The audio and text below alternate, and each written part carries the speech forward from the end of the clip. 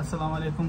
আজকে কিছু কথা বলার জন্য আসছি, আর সেটা হচ্ছে বাংলাদেশ বিপিএল নিয়ে। ঠিক আছে, এই বাংলাদেশ বিপিএল নিয়ে আমাদের যে নতুন নতুন যে ইউটিউবারগুলো আছে, তারপর আপনার যে টিভি চ্যানেলগুলো আছে, সেগুলো তাদের ভিউ বাড়ানোর জন্য ইউটিউবে, তারপর তাদের টিআরপি বাড়ানোর জন্য যে খবরগুলো প্রচারিত করতেছে, ওগুলো বাংলাদেশ ক্রিকেটের জন্য অসম্মানজনক, বাংলাদেশ বিপিএলের জন্য অসম্মানজনক।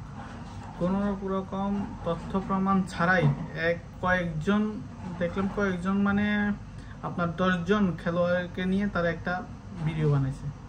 এটা নিয়ে এখন সকল ইউটিউব চ্যানেল, সকল টিভি চ্যানেল এটাকে নিয়ে রিপোর্ট করতেছে, সব কিছু তাদের অনুমান করার মধ্যে থেকে। ঠিক আছে, এটা কোনো ভিত্তি নেই, আর এটা কোনো প্রমাণ ছাড়া আমরা কাউকে অপরাধী বলতেও পারি না, তার নামে কিছু বলতেও পারি না। ঠিক আছে, আর সে পর্যায়ে এসে আমাদের রিয়াসাত আজিম, আমি সরাসরি নাম ধরে বলতে চাই, সে কি আসলে সাংবাদিক নাকি অন্য কিছু সেটা বুঝতেছি না আমি।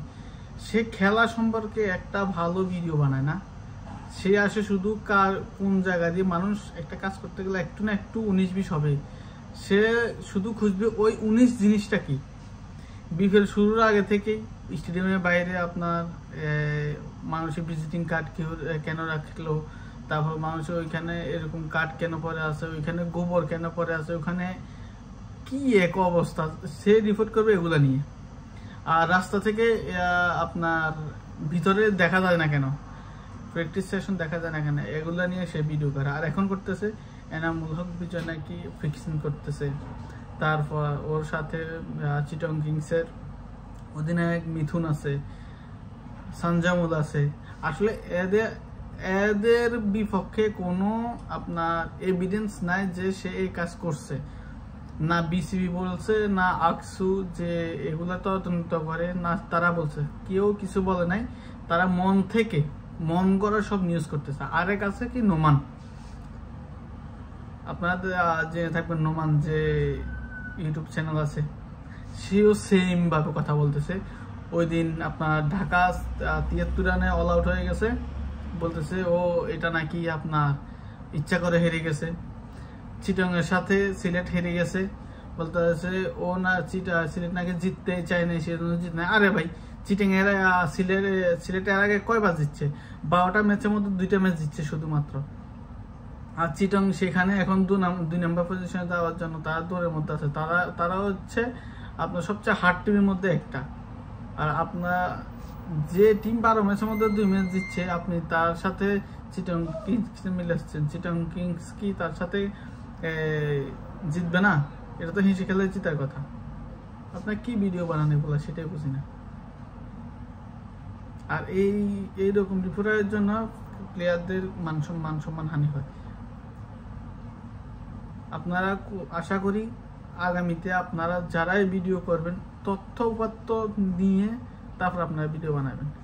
শুধুমাত্র একটা প্লেয়ারের নাম ধরে শুধু আপনাদের আইডিয়া মতো বলে দিলেন, তারপর এটা নিয়ে সামাজিক যোগাযোগ মাধ্যমে হইচই চলে আসবে, তারপর আপনারা কিছু ভিউ পাবেন, টাকা ইনকাম করবেন।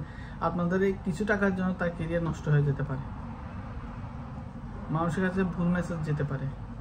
এই যে বিজয় ছেলেটা, সে ঘরোয়া লিগে, প্রিমিয়ার লিগে, তারপর আপনার এনসিএল T20-তে সব জায়গায় ভালো পারফর্ম করতেছে, শুধুমাত্র কেন?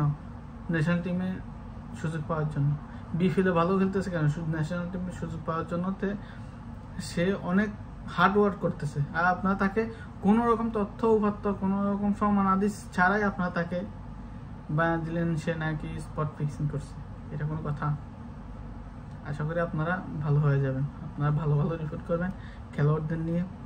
হ্যাঁ, আপনারা মন্তব্য করবেন, আপনারা মন্তব্য করার আপনাদের আছে, রাইট আছে। তার মানে এনাদের কোনো প্রমাণ ছাড়া আপনারা এরকম করবেন। আগে আপনারা প্রমাণ দিবেন। হ্যাঁ, আকসু এটা বলছে যে তার বিপক্ষে আছে, অভিযোগ আছে, সে তার ভুল স্বীকার করছে, তাই সে এর মধ্যে ইনভলভ আছে, সেটা স্বীকার করছে। তাহলে তখন আপনি এটা করতে। যতক্ষণ পর্যন্ত একটা মানুষ আপনার অভিযুক্ত যদি থাকে, যতক্ষণ পর্যন্ত তার প্রমাণ হবে না, ততক্ষণ পর্যন্ত তাকে আপনি আসামি করতে পারবেন না, তার বিরুদ্ধে আপনি ভিডিও বানাতে পারবেন না। এটা আপনার রাইটস নাই। Take care.